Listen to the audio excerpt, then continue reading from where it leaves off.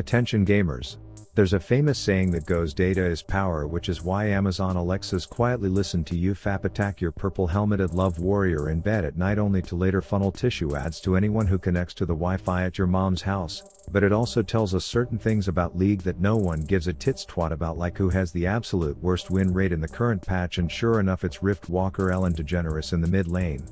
Which may seem misleading because he is intended to ejaculate finger fizzlers down south with a buddy, but apparently he says here when mid lane attendance is called more than this feathered up Hitler or the big headed sperm cell, and if you filter into the plat plus elo ego category you can see he is the only champ/roll combo with less than a 40% win rate, which was all I needed to rock this exact pick with this Donkey Kong dick trash recommended build and runes mid in a silver elo normal draft game to prove that he's OP and to trick the internet into thinking I piss out my belly button to preserve my flawless PP, but hold the damn phone, because in this game, the villain to my boy band blonde mid lane superhero was none other than Gwen, the second lowest win rate champ in the game. So today you are going to witness the first official brawl of the failed abortion champs to see which one can carry against the statistical odds and which one just desperately needs a buff. Well, actually we could all use buff. Buff is a loyalty program application for gamers like you and me. Picture a quiet rich kid that sits by you while you're gaming and just constantly drops nickels onto your lap as if he finds weird enjoyment out of seeing you spend more time playing your games, and voila, that is my best analogy for buff.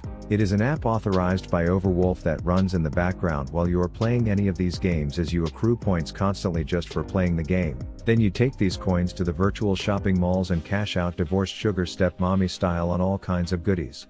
It takes up less PC resources than your animated desktop background, and while they sometimes run out of stock on things like RP, I've been reassured that they now have daily RP stock refills, which means if you can't get your ooh girl kitty Seraphine skin today, they will have more RP tomorrow. So use my link in the description to download Buff and get 2 times the starting points, that's 60 instead of 30 Buff points right away, and thank Buff for continuing to sponsor my content. The game starts and I'm against a real mid laner and one that some nepotism hire at Riot created it that, so I'm basically on all fours doing my Kegel exercises the entire early game in lane. But lucky for this scissor simp, she's laning against someone with the IQ of a narcoleptic sewer rat, so a few snips and Irelia gets her first blood balls cut off, only to run straight back to lane so she can star in the red robe midget flash mob performance entitled "This Hoe's Quite the Dumb Bitch." Meanwhile I turned 6, which means 1, it's time for me to stop shitting myself at night in my mom's bed, but also that I can now wholesale gigantic interstellar bananas at the suicide bomber mole, which doesn't quite cut his whole wiener off, but it's enough to give my jungler the confidence to spring shitter himself into the wrong zip code as I show the tower my blonde tits long enough for everyone to get out safely. But of course this half-melted walking Jolly Rancher overstays more than a nerd at a frat party, hoping tonight will be the night his Pee Wee Herman gets to meet a girl in person so his dreams, and body for that matter, get broken up. But thanks to Gandalf the Grey's midget metrosexual grandson, we trapped that spear fisherman long enough for me to blink "what's up bitch" on his dumb face.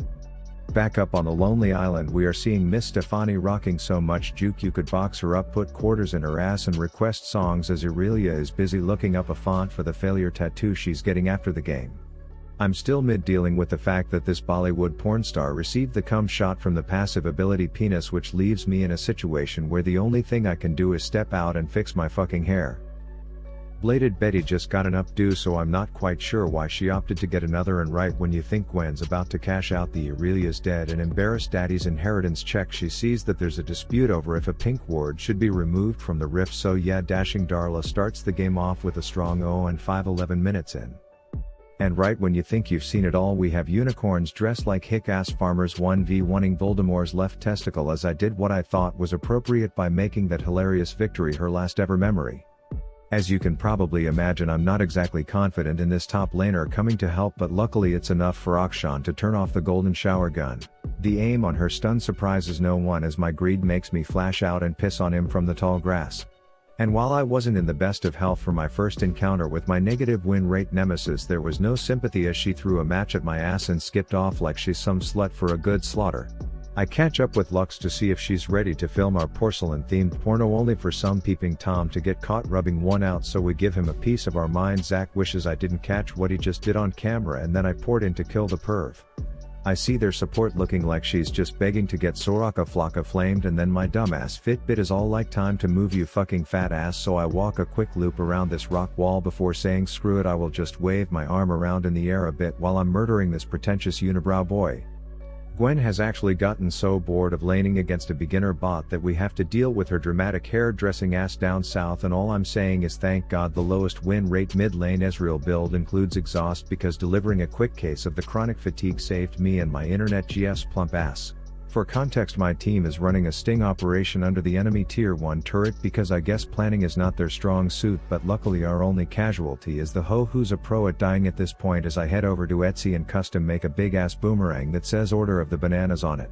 Zac proceeds to go deeper than a whore's dildo, but he can just separate himself from the situation when it gets fatal as I seemingly look at 2 free kills in the eye and say, hey, maybe tomorrow.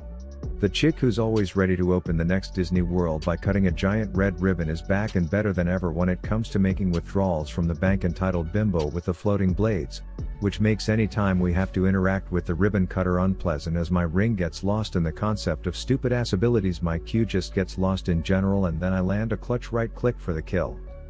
Calvary arrives and my remedial top laner cannot wait to show them how she can draw diamonds. Zac Snot rockets himself in and I prove that you can OD on potassium. I have to parkour away from Princess Jasmine's fuck buddy because he's like obsessed with my keen ability to navigate the rift without seemingly needing a map, and at a certain point enough is enough and I have to just kill the kid.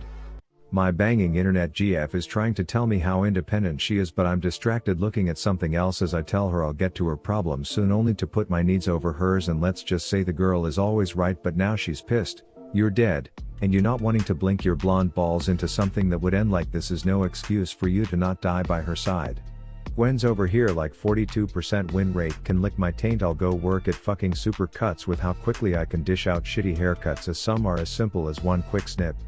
She's having a one-on-one therapy session with her wingman, and right when she's about to open up about her fears of Malphite's countering her kit because Rock always beats scissors, she gets rudely interrupted by the blonde, and let's just say this blue-haired bitch wouldn't do well on The Bachelor because she does not respond well to getting interrupted. Pocket-sized Professor Snape is being an introvert, so we try to dazzle and distract as I follow the oopsie poopsie slime surprise unicorn over the wall, only for her to flash a cue that I fire in the opposite direction of her, and I know I'm overcommitting, but at least the kill is mine. The small skipping Mudblood breaches their base before dealing with the Sweeney Todd simp who takes a hard pass on sitting inside his circle before giving his lifeless pubes some curly cues. I get word that their team will be trying to get the purple jizz out of the Godzilla worm, so I inform them that I'm on my way before beating up that hairball with the bomb for a butt. Then I hang on the outskirts till I can find my passport, as Aurelia proves that having a mother who drank daily during her pregnancy with you is apparently the bar for being able to pop off on that champ. I can see their support recalling, so I ask if Akshan can deliver her a message from me that says if she wants to go back to base I can help her get there faster, and then it's just unemployed Aladdin, so the plan is to text God and see if he can take a super shit right in this location, and the plan works like a charm.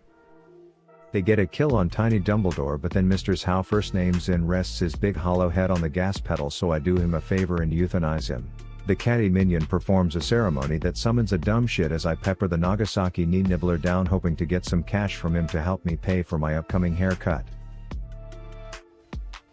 That said, my shit tier nemesis woke up and had a bowl of Cheerios with a side of crack cocaine for breakfast this morning, had a craving to kill all the Fortnite kids that I had to call teammates, and I was just trying to avoid her, opting to pick the low-hanging fruit instead, which in this case was that tiny hobbling Hiroshima distributor. Excuse me, sir.